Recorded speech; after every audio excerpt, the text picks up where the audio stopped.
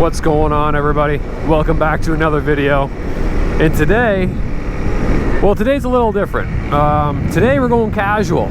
Got my jeans and my Tech 2s on. Got my HRC t-shirt because it is a scorcher today. We got 33 degrees, I think it is. Woo!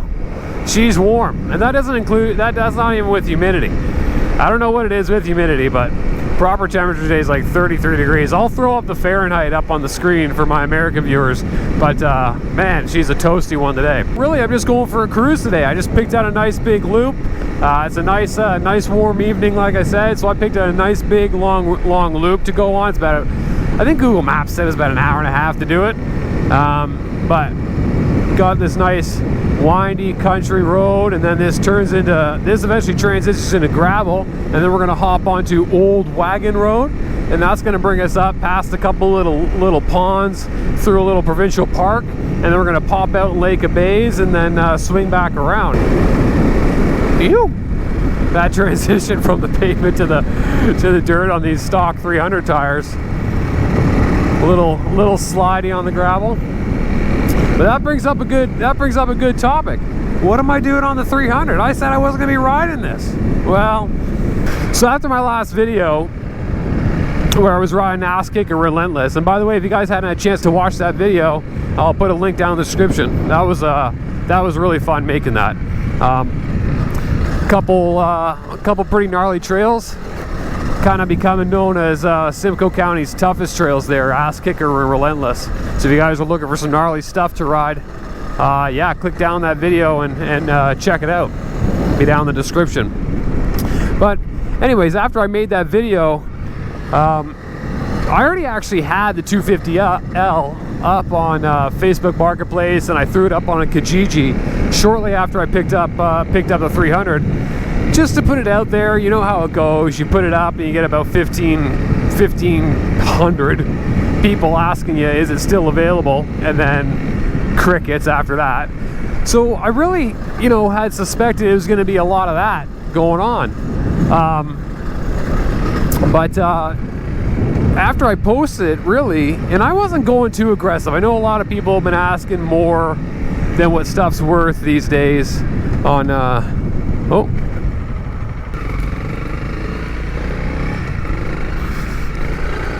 anyways, if you go online and you start looking for stuff, I mean, because it was like 6 months from the time I placed the order for this 300 before I got it, and a lot of people, because of the lack of inventory, a lot of people are asking way too much for their stuff online. But I wasn't really willing to do that. I won't lie, I made a bit of money on it because of the environment, but I wasn't going to go crazy. I saw guys asking like $6 grand and stuff like that for 2015s, and that's just way too much. Like that's just taking advantage of people. So I wasn't going to do that. And I guess because I did price it fairly reasonably, I guess somebody picked it up. They didn't. They beat me down a little bit. I had a little bit of a cushion there, because you know how that goes as well. You put something up for $5,000 and people offer you, $1,500 for it. That seems to be the way that goes. But anyways, yeah, I got after I got back from making that video, the next day, a guy made me an offer on the bike, and I was like, well, this is really, I haven't had anybody asking me about it, so I figured, he's giving me pretty much what I'm asking for it, and it's an opportunity to empty out the garage and put a little bit of cash in my pocket. So I did it. I sold it. It was a little bit of, hey, you know what? We got no destination. I'm going to turn around and check that out. We got no destination today, so let's just see where that goes anyway. I did have to do a little rapid fix on that, because you'll see in that video I smashed my dash off when I ran headfirst into a tree. So that was that was interesting. Oh, that's pretty sweet. Nice little beaver pond there.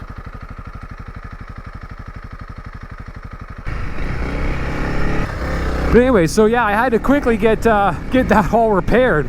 Luckily, when my gauge broke off, it just the actual gauge itself was totally fine. There was no issue with it. The connection was still good, the gauge still worked, besides the clock, which never worked as long as I owned that bike. I don't know why that was, but it always told me it was 1 o'clock all the time. So yeah, luckily it just broke off right at the posts.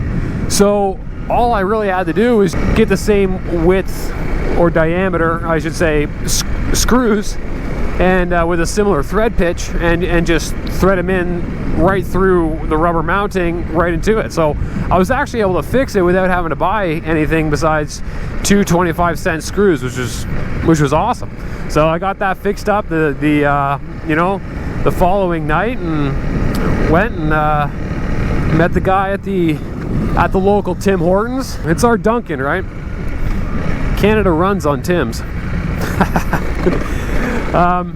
So yeah, met him at the local Tim Hortons there. He came, checked it out, looked it over, he loved it. He was actually just getting involved in it. So he came from riding Harley Davidson bikes, big cruisers, big baggers and stuff like that.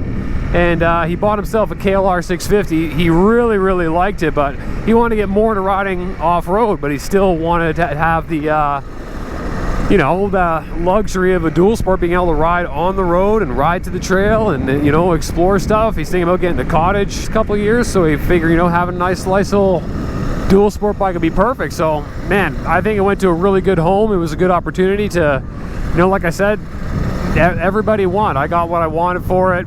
He got a great dual sport bike. It's going to help him, you know, move from riding big baggers into off-road riding. And you know, I'm all for getting more people into riding off-road. I mean, that's a big part of why I started this channel. I think it all worked out. I think everybody got a good deal out of that.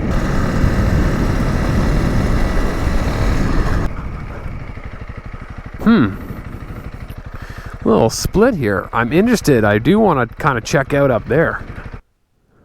Oh, that just goes up to a lake. Let's see if we can get up to that lake then.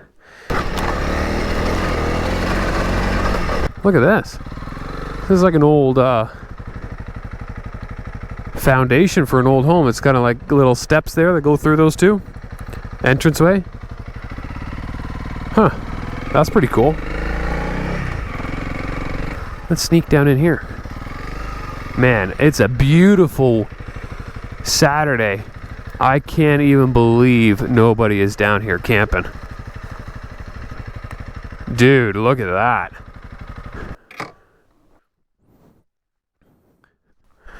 This is just perfect. Man, that's a perfect camping spot. I can't even believe that nobody's out here. Oh, awesome. There's a loon out there. Oh, there he is over there. I don't know if you guys will be able to see him. Right over there. That's the first loon I've seen since I've been back. That's pretty cool.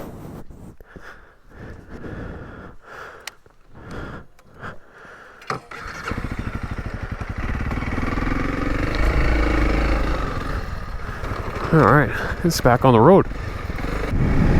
Right on. So yeah, 250's gone. 300's a solo bike, but not really. I have another dual sport bike. We're not going to go into too much detail. If you guys have been watching all my videos, you already know what it is. I was talking about it in an early one, but for anybody who doesn't, I guess that'll just be a surprise for later on. But that's going to be.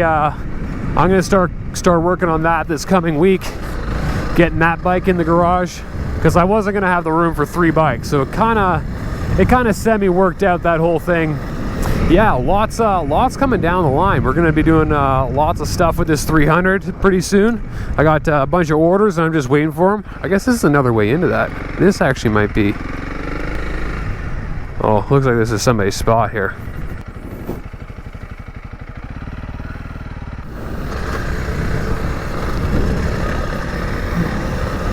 Oh, there's another one there. That one looks pretty nice and it looks vacant too. I'll also check that out. This kind of turned into a little bit of like a camping spot, exploring. Oh, look at that. Again, I'm gonna have to go take just a quick look at that. Obviously, avoid that mud.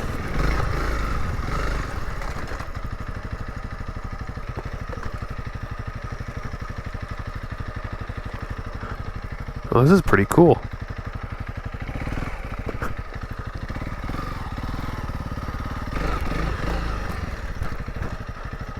Oh, that's pretty cool. That's really cool. It's nice having this rock here. You can just sort of chill out on the rock. You want to sit down somewhere warm. It'd be nice and warm for sure with the sun beating on it all morning. Or all day, I should say. Be really warm if you ever want to hang out on that. Really cool camping spots. Really cool. Man, right on the water. Hard to beat that. Oh yeah, I actually want to take a quick glance at that trail there, because it's split off from the road, and that looked like a trail worth exploring. Oh yeah, it's like a rock crawler trail or something. That'd be a cool trail to check out though. I think that's gonna go on the list. Come down here and check that out, 100%. Oh, look at this. What is this? It's like a little, oh, a rest area. Oh, so this is for like snowmobilers, I think. When it gets, oh yeah, like a little stove in there to keep you warm. Another reason I'm doing this loop is because, as you guys probably seen, again, I'll put this down in the description with the other video too. I already did a first thoughts on the 300, but I am planning on putting out a review video. So I was trying to get a little more time on the bike before I do that though, so I can give you guys a little more insight to it. But I figure since I'm probably going to be swapping out the tires fairly soon for something more aggressive, I want to take an opportunity and do a ride that suited these tires, you know, gravel roads like this, exploring some twin track that kind of came off. I did some highway on the way here, got it up over 100 kilometers an hour to see what that was like. And I just want to make sure when I do the review for you guys, that I've kind of experienced doing kind of more what the bike is capable of, rather than just doing, you know, single track riding with it. A big part of my review will be how it, you know, will be in the single track with proper tires, but I want to make sure for the two different parts of the review, I want to make sure, you know, I'm doing this part with proper street tires, which, you know, if you're going to be doing this kind of stuff, you'll probably be on a more dual sport tires, you know, an 80-20 like what's currently on there. And then for the more off-road oriented stuff, I want to have a more aggressive tire on there, just so that, you know, there's a wide variety of people who will be riding the 300. I want to make sure everybody who's interested in the bike gets something out of that review.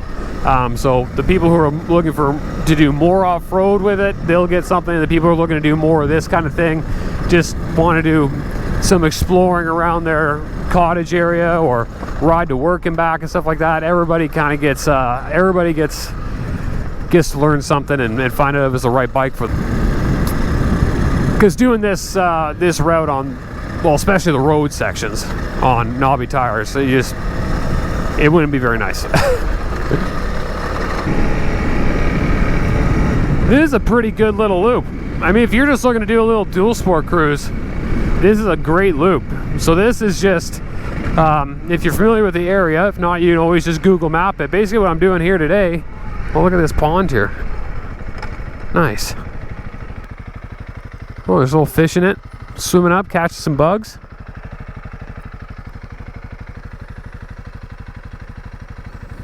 Really nice. But yeah, if you live in the area, or if you want to come up and do this, this is a really easy loop to find. So, well, there you go. I'm starting to get some cottages now. We must be getting close to Baysville. So this loop is just head out of Bracebridge, head out 118 East, then go down Black River Road, and then it will split off into Old Wagon Road. And you saw it at the beginning there. It's kind of just looks like a sled trail. And then follow this all the way out till you come out to I think it's called Muskoka 51. And then oh yeah, another little marshy pond there. Till you come out to Muskoka 51, I believe it is. And then you ride into Baysville, and then from there you can head just start heading back into town on 117, and you'll be back into Bracebridge. So a nice little loop, nice little dual sport loop. But a really nice ride. Nice little chill dual sport ride, nothing too crazy. Good way to kind of get out and get out on your bike and get some seat time in and enjoy Muskoka and get away from it. Just be out in it, you know what I mean? What dual sporting's all about. Echo Lake Road, Muskoka 51. There it is there.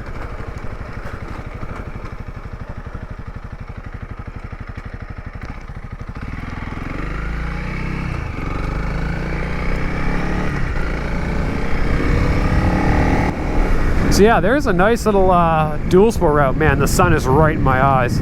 I'm sure it's pretty sweet on the camera too, having that sun beaming right into it like that, right into the lens. But yeah, that's a nice little route. I like that. Nice. It was cool finding that camping spot, especially the fact that there's nobody at it. That's crazy.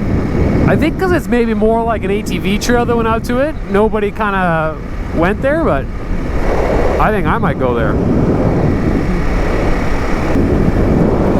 Baysville is actually a really cool little town.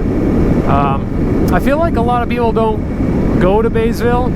Like I even meet people in Bracebridge, and Baysville's only like 15 minutes out of Bracebridge, and maybe more than that, maybe more like 20. But I meet people in Bracebridge who haven't been to Baysville or don't really know it. They're like, yeah, maybe I've been there, but I don't really. It's a cool little town. I really like Baysville. It's a really cool little town. We'll do a little scout around it when we pop out there. Let you guys see it, because I really like Baysville.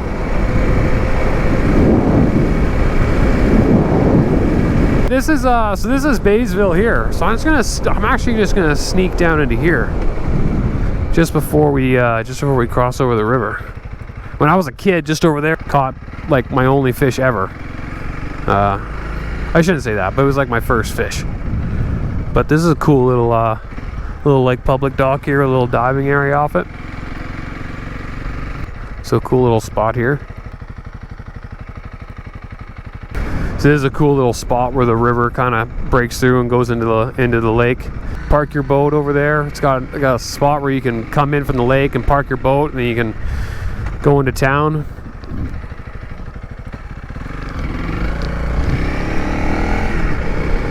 Just over there, park your boat right there and have a nice little covered area. So this is Lake of Bays Brewing right here. That's where they make all their beer, Lake of Bays. So if it wasn't, I had to work today, so I came out for this ride after work, but it would have been nice if I was able to do this ride tomorrow when it's supposed to be pouring rain. I was gonna stop in there and grab some beer and show you guys around like I did when I went to Muskoka Brewery. But that's pretty cool. So if you do the loop, you can pop in there and grab yourself a couple beers. And then just over here, this is called the Cast Iron Restaurant. And so that's a nice little spot. Again, if you decide to do this loop with a buddy or you're just by yourself like I am, you can go in there. Look at these guys. XTR 199.9. It sounds like a radio station. All right, everybody, that's it for this video. Thank you for watching. I hope you enjoyed it. Don't forget to like and subscribe. Hit that bell so when I release new content, you get a notification. And we'll see you in the next one with the new bike coming to the channel. Okay, peace.